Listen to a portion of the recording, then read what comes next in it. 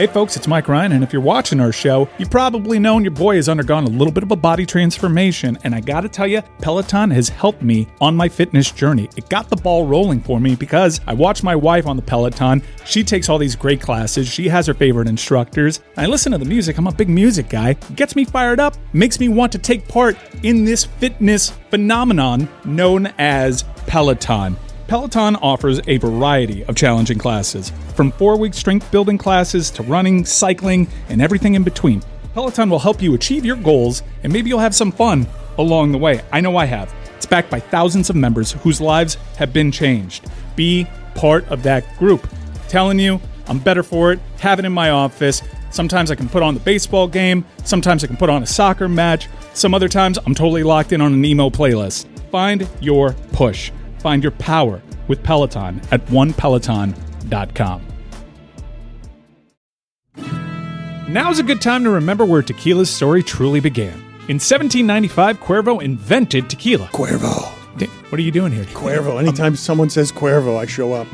Well, I do know that to be true, but even during ad reads, like... Cuervo.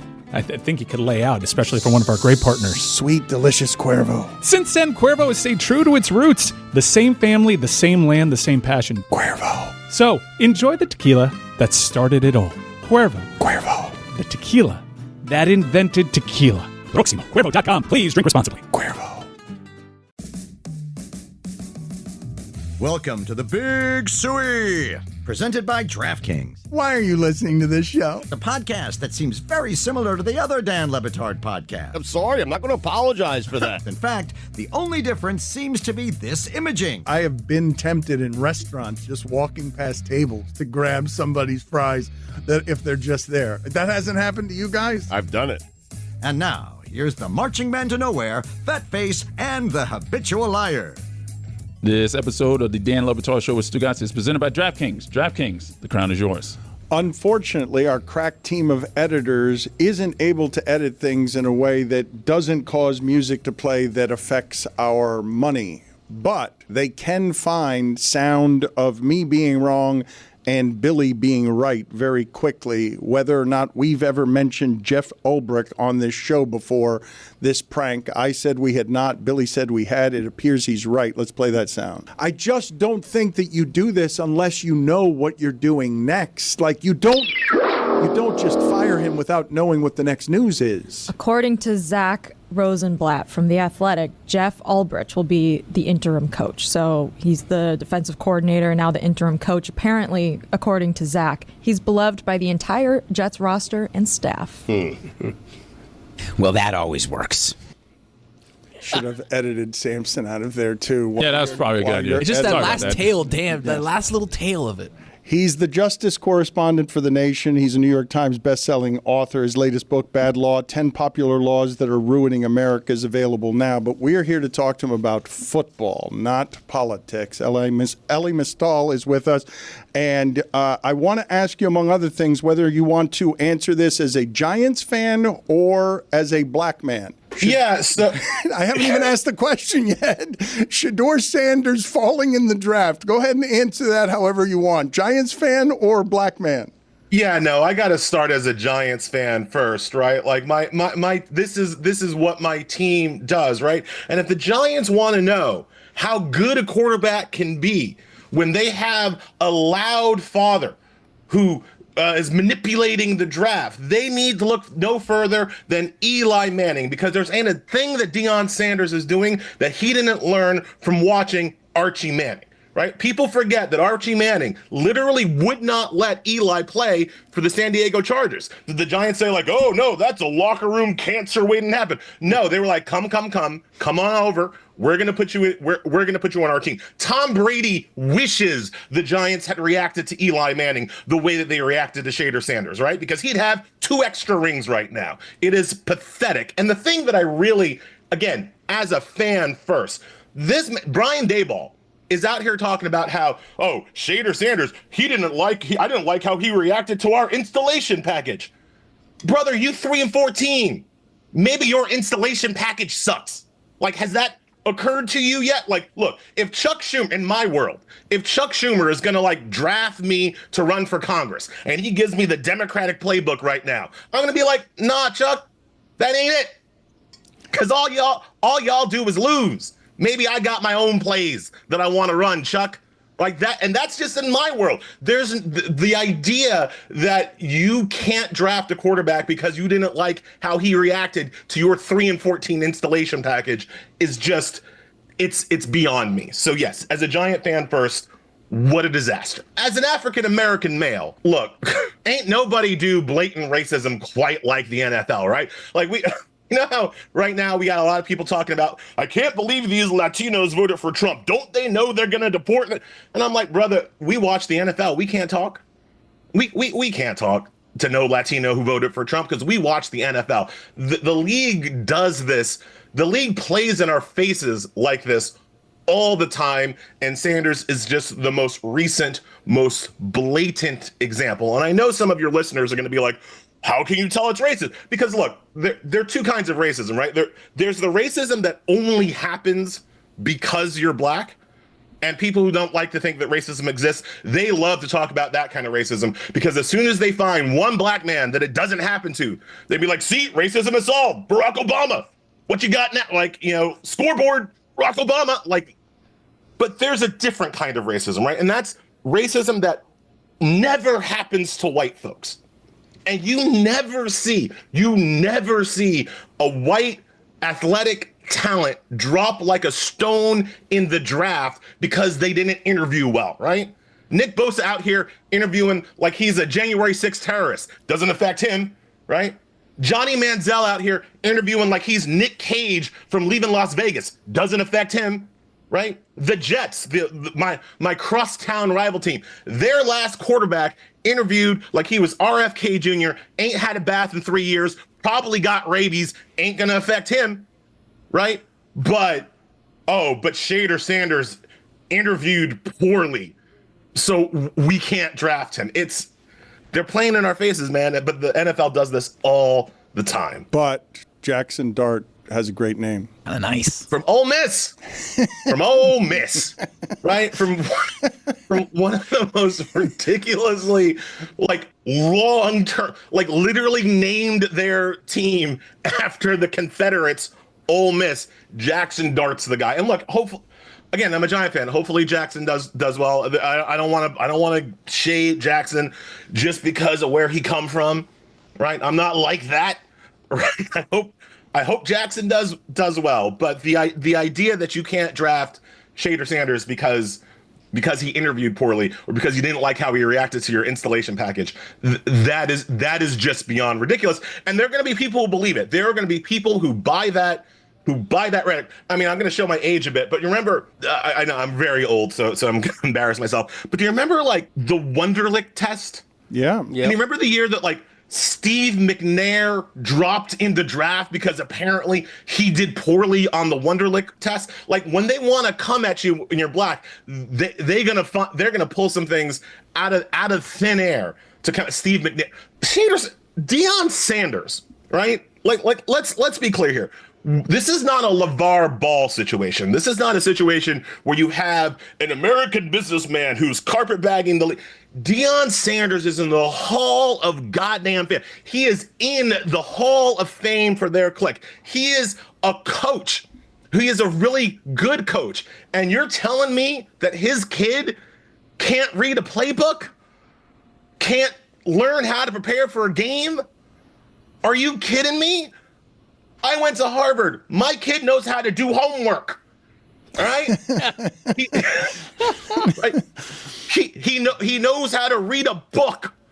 All right? Like this is kind of basic. There is zero chance that Shader Sanders does not know how to prepare for an NFL game with that kind of upbringing. There's just zero chance.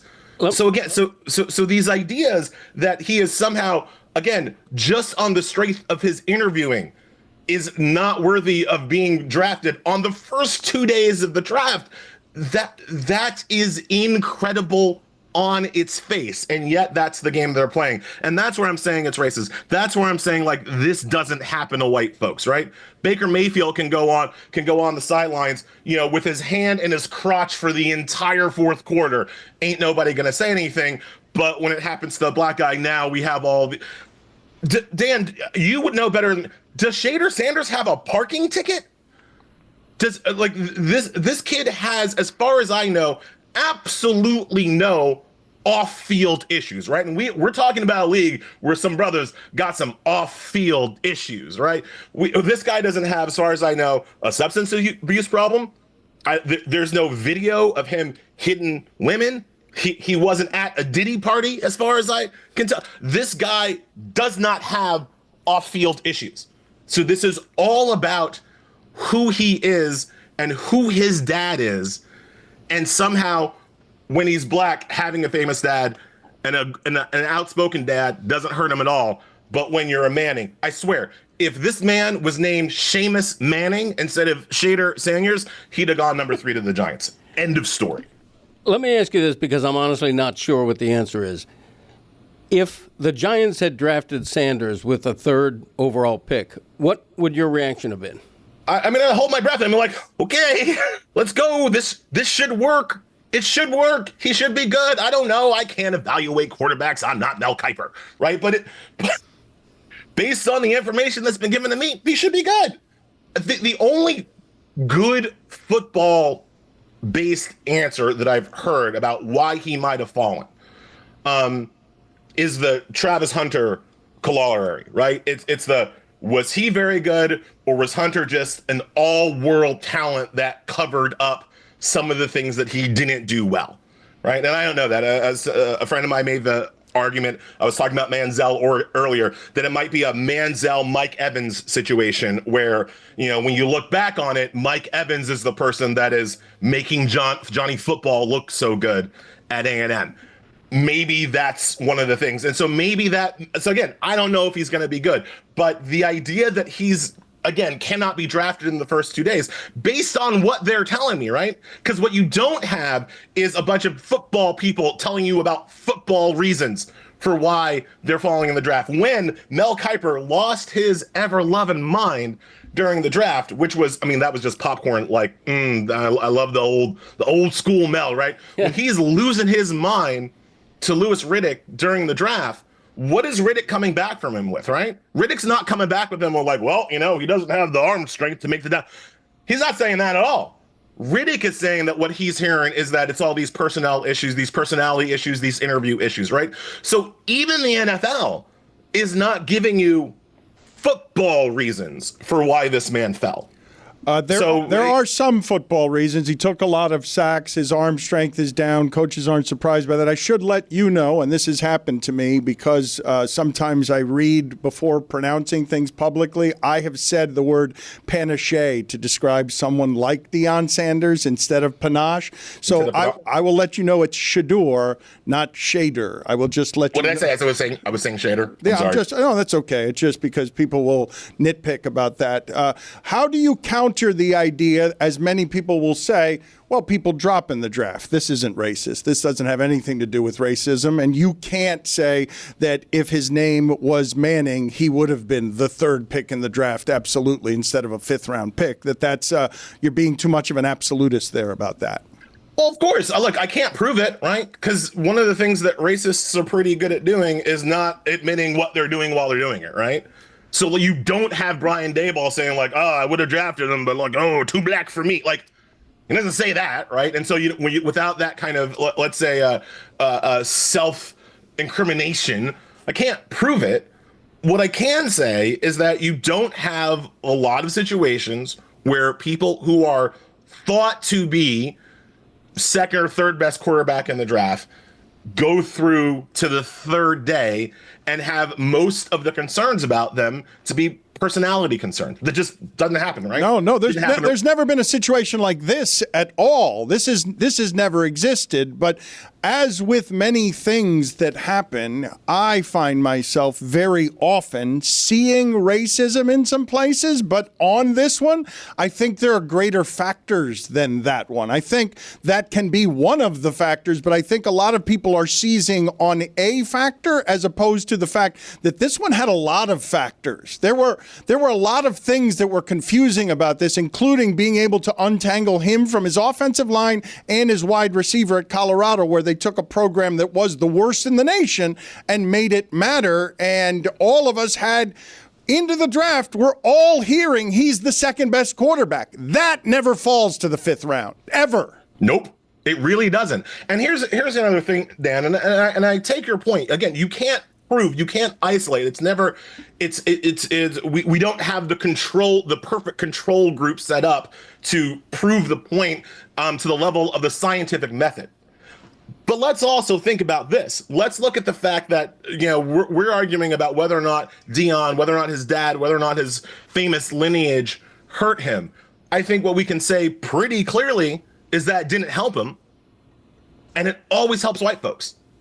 Again, look at the Manning example. If you have concerns about his personality, his preparation, and offensive line and all this kind of stuff, but he's coming from a famous quarterback family. He's coming from a famous football family. If you're white, that usually helps. That usually helps arrest the slide, if you will, right? Anybody think if Arch Manning ends up being pretty decent, and all early indications are that that he is. Although, since I mispronounce Shadora, I should do the same. If Ark Manning ends up being pretty good, right? Do we think that he's going to slide to the 5th round because people are worried about that Manning family? They got too much power in the NFL. You don't want the Mannings. You don't want Eli and Peyton sitting in the ESPN room, reanalyzing and second guessing your playbook, do you? So we don't want the Manning family around us. So we're not going to draft Arch. It's crazy. It's crazy. What he's saying is crazy, and it's also not totally wrong. I think I can make the argument now, and most people would agree with it. All things being equal, at the end, Deion being his dad didn't help. You can make arguments it didn't hurt, but you can't make arguments it helped. Being Deion's kid helped him at every stage along the way toward professional football and the first incarnation of professional football in college. But as soon as he gets to the pros, all things being equal, we can't make the argument that having a Hall of Famer as your dad helped him at all, correct? No, but I would make this point. If you have the physical skills that make you a high first-round pick, and nobody's disputing that, you can survive having a loudmouth dad, if I'm being frank, or an evolved dad who you're going to end up drafting along with the player, and you can survive everything else. You can survive a bad interview if you have absolute number 1 pick skills, and he didn't. But we thought he did. No, not really. The lowest anyone had him falling was the 2nd round. Well, Diana Rossini was on your air last week saying that she predicted he was not going to get picked in the 1st round, and he was falling. It wasn't. Yeah, but 2nd round and 5th round, those. Yes, that's the shock. That's unprecedented, and I would use this as anecdotal information. Mel Kiper picked him number 9. This was the first time ever that a Mel Kiper top 10 pick has gone that low. I know that's anecdotal, but we haven't seen what we saw with Shedeur Sanders dropping. Elie, people are accusing your name of being fake. They're saying it's too perfect, and the Mystal has an air of mystery around it. So is yours a nom de plume, or is that a real name? My name is real. My hair is real. It's Haitian. And I feel like Miami listeners are going to have met quite a few Ellie's. It's a fairly common Haitian name, but a lot of people think that I'm named after a girl. So, whatever. You roll with what you got. Well, the Mystal is the thing. It's got an air. It feels like there's smoke and mystery around it. It sounds like a drink. It's more sac passe. It's just Creole, man. That's all that is. Look, just to the point of like, if he had rock solid first round talent, that's the other thing about the draft, right? Like, it is not, everybody knows that it's not an exact science. And so again, I kind of look at these other factors of like, what should have helped him, what should have hurt him. And like Dan just said, like, it's very clear that being Deion's kid did not help him. But you know what probably did help him? What probably did arrest the slide? And I hate saying this, like, very, very much. Donald Trump's tweet talking about how all these people were idiots for not drafting. And, John, of course, Trump had to do it in the most, like, eugenics way possible, right? He's got good genes, right? He's got superior genes. Like, that's how he had to do it, because that's the way that fascist man thinks. But bottom line, Jimmy Haslam, right? The owner of the Browns, he's a big GOP donor. My friend Joe Patrice on Above the Law, we were talking about this last night. He's a huge GOP donor. If you look at that footage of Barry being forced to draft him, it seemed pretty clear that wasn't his call, right? It seems pretty clear that he got a call from the owner saying, draft that kid, after they had gotten their super awesome 5'9" quarterback from Oregon. Seems like Jimmy Haslam kind of overtopped his GM and made him do that pick. And I can't help thinking that might have something to do with Mr. He's got great genes, Trump coming out and saying something about it, right? Even this morning, I saw at the White House press briefing, what's her face? Not Kaylee, the new Kaylee was out there talking about how, all she can say is that Trump tweeted about it and then he got drafted. Like, that's literally that's the White House spin on this. And again, Jimmy Haslam, big GOP donor. So I can't say that had nothing to do with arresting the fall and where he actually ended up. Elie's latest book, Bad Law, 10 Popular Laws That Are Ruining America. We didn't talk about any of that. Next time. Thank you. Always good seeing you, Elie. Always nice talking to you. Thank you, sir. Thank you so much for having me.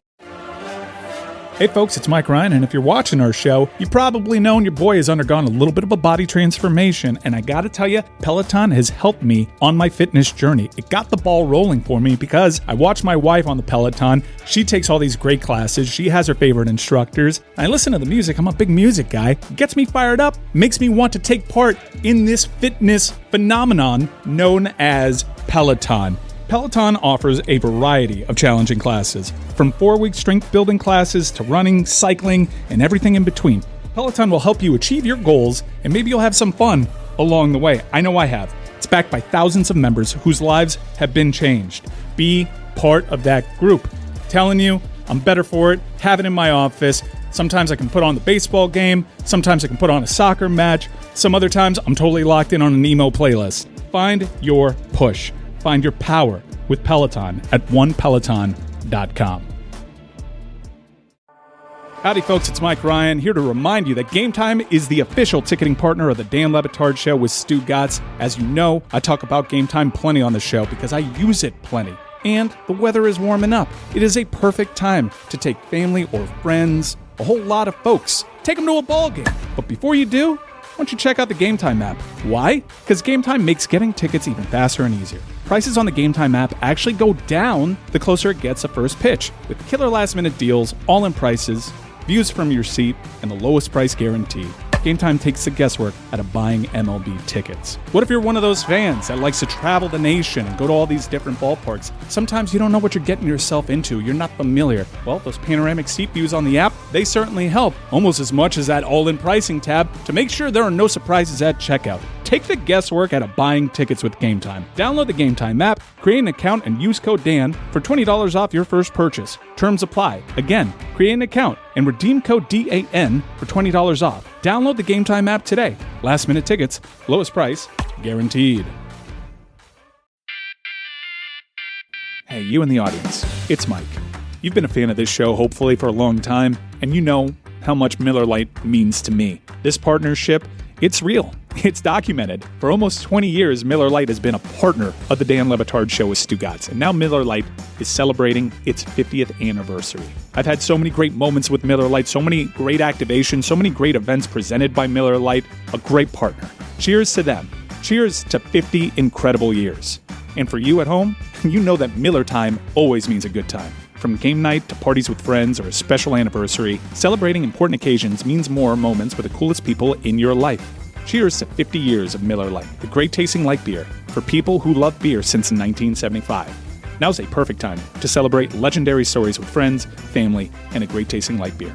It's Miller Time. Miller Lite, great taste, 96 calories.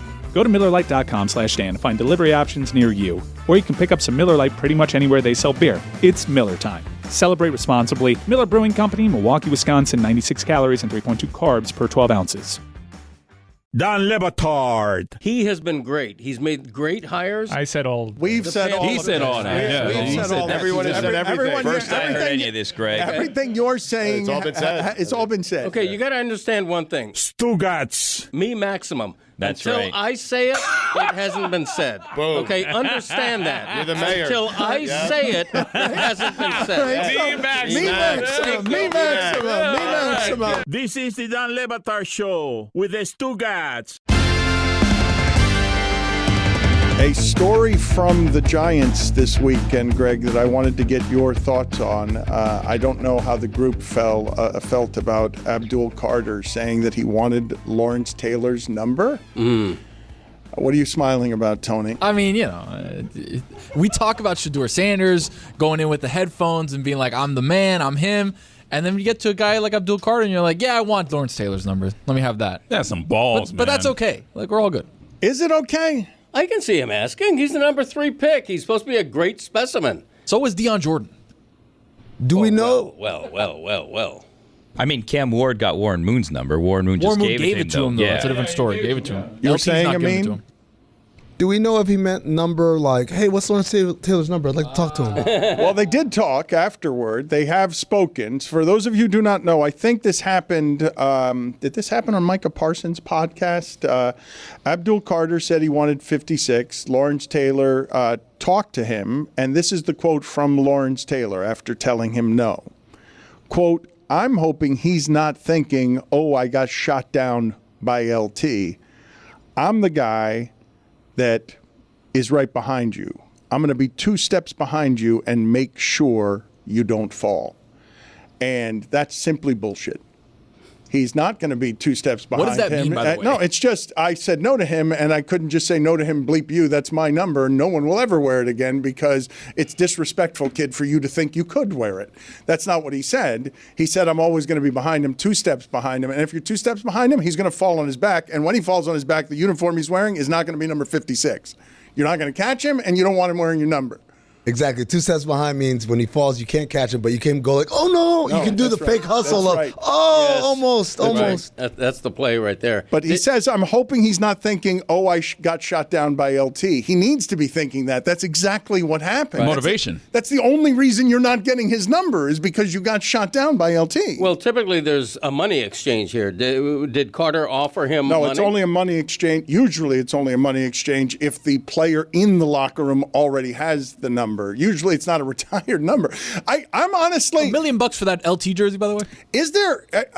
the number 12 is associated with quarterbacks. I'm not good with uniform numbers, but 56 to me, I can make the argument it's the most famous number in the sport, is it not? Like I can make that argument based on I don't know another defender's number that resonates the way that one does. That blue 56, man, that's timeless.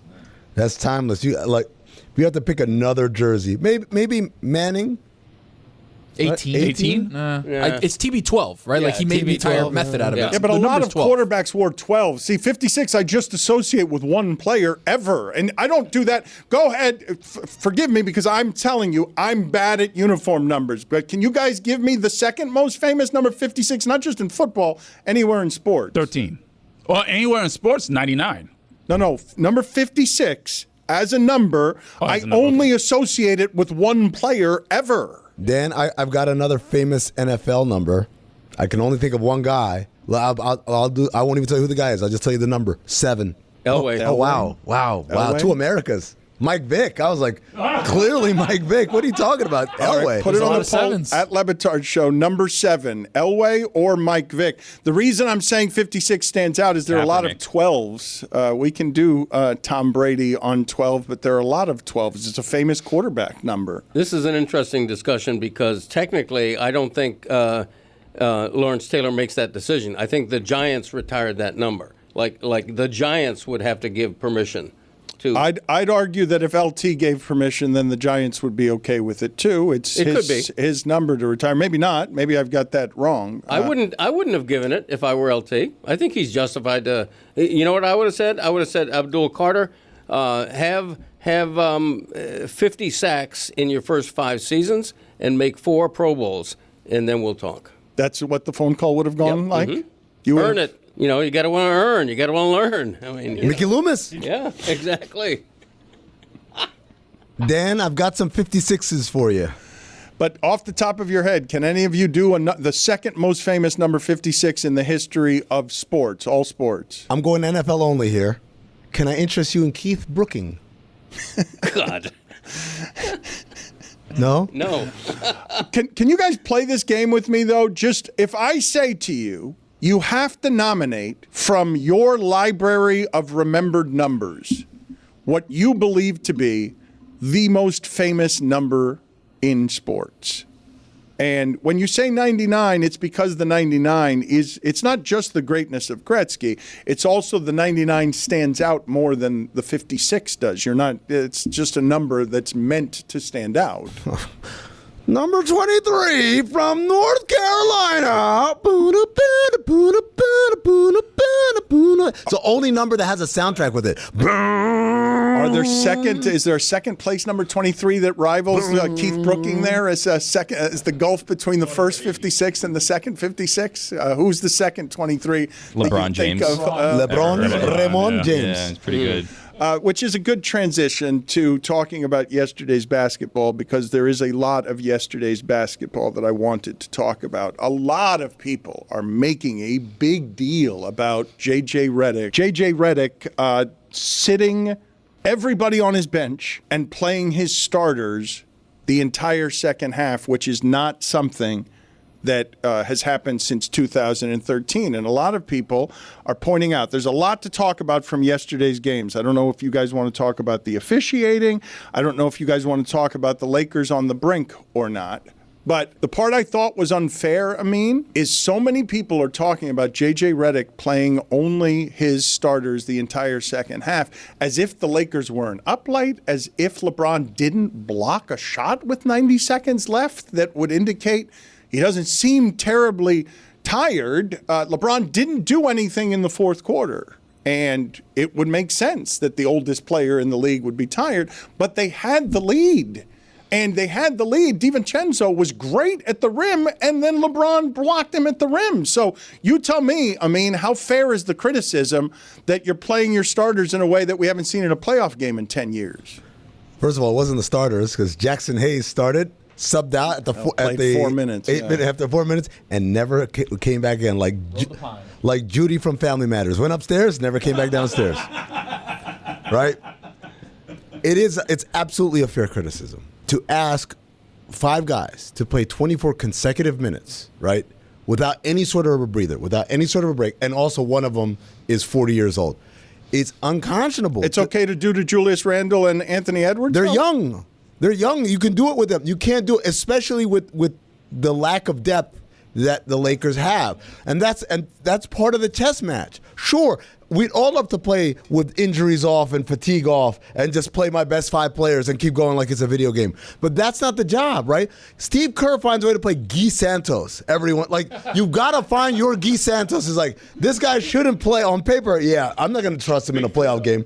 But I've done enough throughout the year to develop him and to give him the confidence that when the time comes where I need to steal, I'm stealing minutes for Curry, for Jimmy Butler, whoever, right? It's the same thing here, perhaps even more so because LeBron is 40 years old. You've got to find minutes. And the thing that I didn't like, this is what he said, but JJ was asked about it. He said, well, I asked the guys at the start of the fourth how they felt, and they all said they felt good. So I had to trust them. And I'm like, of course they're going to say that. Who's going to raise their hand and say, Coach, I'm tired? No one's going to do that. So you have to be the bad guy and say, I got to steal it for you. I got to find. It's a lot of times what guys will do, end of the third, beginning of the fourth, and then we get like that quarter break in there. We extend that rest. But you went full 12 in the third and full 12 in the fourth. Of course it's going to happen that way. And if you look at the series, the Wolves have outscored the Lakers in the fourth quarter by a lot, and a lot of that has to do because the Lakers are running out of gas, which, by the way, I said when the Luka Doncic trade happened, I said, this is an awesome trade. LA, congratulations. This year, just use it as a kind of like playing around thing. Next year, you guys are going to be awesome when you can fix this team around him and fit his skills. And everyone's like, oh, no, the Lakers are going to go out right now. I'm like, what are you talking about? They have no bigs. They have zero depth. You think you could just waltz? I get it. Luka's great. LeBron's great. You think you could just waltz out there in a playoff scenario and their greatness is just going to erase every other advantage? But here we are. They played Friday night and then played again that soon afterward and put 19 points up in the fourth quarter, and LeBron had 0 points. What do you say to my point, though, Amin? That with 90 seconds left in that game, not only were you still leading, you also got a challenge.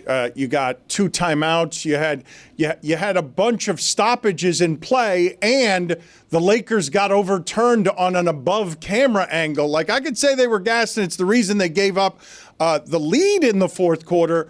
But at the end, you're still telling me that in winning time, the Timberwolves have more energy than the Lakers do as LeBron blocks the shot. And if they don't go to the overturn there, the Lakers are going to have the lead with 12 seconds left. Dan, what you just basically told me is I could go do cartwheels in the middle of Biscayne Boulevard and not get hit by a car. Ipso facto, I'm awesome at doing cartwheels across Biscayne Boulevard. No, it means that time it worked. So had they won that game because they were up, you could be like, oh, well, see, there was nothing wrong. But the process is faulty. We know the process is faulty. The result is the result. I think the bench is faulty. More than the process. That's what we're saying. The process is because of the bench. And because they don't have the depth, he felt the need to do this. But then even when you're going to do this, even when you don't have the depth, you have to find a way to cheat some minutes for them. Some rest here or there. Maybe LeBron's out there and Luka's out. Maybe Luka's in and LeBron is out. Maybe they're both, like, whatever it is, you have to find someone on that bench you can look at, that maybe like someone like Gabe Vincent. Just give him a couple of minutes in there, because otherwise what you're doing is you're putting an immense pressure of perfection on them. Some of this is obviously playing the result. I think if the Lakers win, J.J. Redick is a little bit of an avant-garde guy who made a bold decision. But Anthony Edwards said the Lakers were gassed in the fourth quarter. I believe that. I mean, if he's saying it, I believe it. And I don't see Redick living this down for the rest of this series if they lose. Anthony Chickalo, number 56. Chick. The Bucks have lost 8 of the last 9 games that Giannis has played in. And Giannis in those 9 games is averaging 30, 14, and 5. Damian Lillard goes out early yesterday. I don't know how many people are paying attention to that Pacers-Bucks series, but it would appear that the Bucks are 1 loss away from Giannis being out of there. And good God, does Brook Lopez and the rest of that team look thin when Chris Middleton isn't out there and Drew Holiday isn't out there.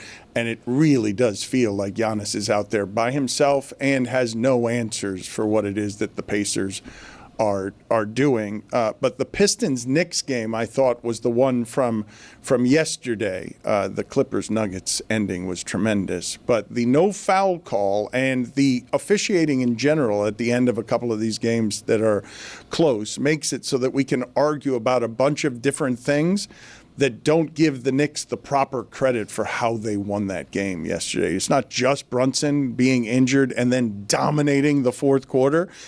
It's Karl Anthony Towns hitting just ridiculous threes. Like, he was so far from the basket on one of those that I'd argue that's a bad shot.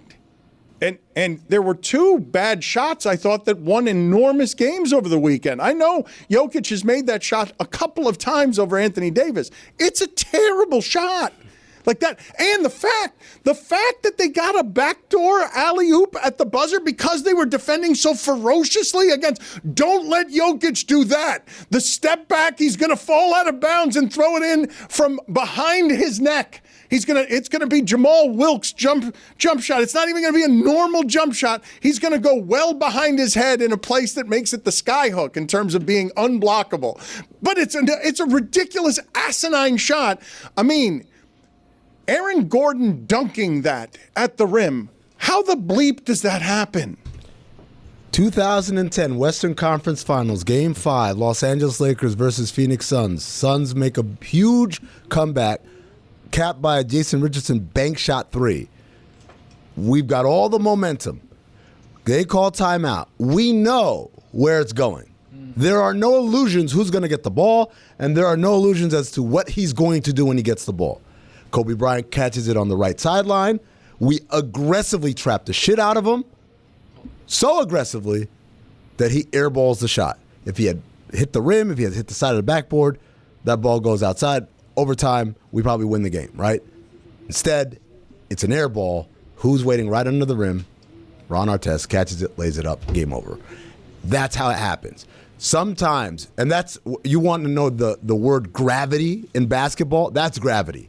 The gravity, the respect level is so high that we're going to sell out completely on everything in order to make sure that you don't beat us. But in that process, you then neglect someone who's just lurking around. And so Aaron Gordon, and I was talking to my kid about this, a lot of people can say, oh, Aaron Gordon, because he's 6'9", and he's got like a 40-inch vertical. Like, yeah, but that's not what made him. He was right place, right time because he anticipated. He visualized. He said, if this ball comes short, I'm going to be ready. And that, ladies and gentlemen, that's what veteran play is. That's what championship-winning basketball is the guys who are thinking the game before it happens, not trying to react after it happens. Can you guys remember off the top of your head a playoff game decided on a buzzer-beating dunk? Rockets versus Lakers, 1983, I want to say 82, 83. That's a recall right there. Wow. I haven't seen it very often. Can I ask you guys a question? Because I'm actually confused about the rules. So when does the ball going in count? Is it when it goes through the hoop or when it leaves his fingers? You got to let go of it, because right? if he's holding onto it and it goes through the hoop, is that a shot? If the ball has crossed into the hoop, even if his fingers are still on it? Doesn't matter if his hand is on it. It's that it has entered the hoop, right? Any portion of it, not it has to go through, just any portion. I think most of it has to be in there. Because I saw the replay and I was super confused. I'm like, well, if his finger's still on it, but it's gone through the hoop, it's gone through. That's why it counts. Now, if he had been above the rim, no. But because the ball had entered the hoop, it doesn't matter if he's like, in an exaggerated fashion. Imagine if you put his whole arm and elbow in there. And he did like a dunk contest. He's hanging from the rim. And he's still palming it, which would be super sick. Yeah. But it went through. That still counts. That still counts, All right. yes. You guys, how do you feel about a game ending in a dramatic fashion and the last punctuation that you get as a customer and sports fan is just some guy in a striped jersey saying, the game is over. The game is now over. Because nobody knew at the end whether the game was over or not. And a lot of people found out, a lot of people were doing the examination of, hey, wait a minute. Is it again? It's so absurd to have a game end with a buzzer-beating dunk that a lot of people are asking the same question of, does the ball actually have to be out of your hand or just does it have to go through the entirety of the rim? Dan, you know what my favorite thing is? I went to game 3, the one that the Clippers won. And that building is so phenomenal as far as the atmosphere. I've been there earlier this year, and I was like, this is terrible. Like, it's a beautiful building, but the crowd wasn't anywhere near good. Game 3, the crowd was insane. And so I kind of regret that I wasn't there for Game 4 because I want to know what that reaction was from everybody just milling around. It's just milling about. Your game can't end with people just milling about. That it's the antithesis of sports entertainment to have someone like Aaron. Think about what we're watching. Man, Jokic, I've never seen anything like that. And Aaron Gordon, that's all I've seen him do his entire career is he jumps up there and dunks. Now let's mill about and wait for someone to tell us that the game is over. Hands in your pockets. Joe Posnanski next. Folks, listen up. They're here and they're hot. Get ready because Jimmy John's is turning up the heat. After years of perfecting the cold sandwich, toasted sandwiches are finally here. Try one of their 3 all-new toasted creations. The Toasted Chicken Bacon Ranch, all-natural chicken, creamy homestyle ranch, applewood smoked bacon, melted provolone, fresh veggies, all on a perfectly toasted French bread. Good God, does that sound delicious. Or the Toasted Roast Beef and Cheddar, premium roast beef, melty cheddar, creamy horseradish sauce, crispy fried onions, fresh veggies, golden toasted French bread. It just keeps getting better. And the Toasted Ultimate Italian, salami, capicola, smoked ham, applewood smoked bacon, melted provolone, shredded Parmesan, fresh veggies toasted to perfection. Or take your favorite Jimmy John classics like the number 9 Italian Nightclub or the number 11 Country Club and get them toasted. Order now at jimmyjohns.com, on the Jimmy John's app, or stop by your local Jimmy John's today.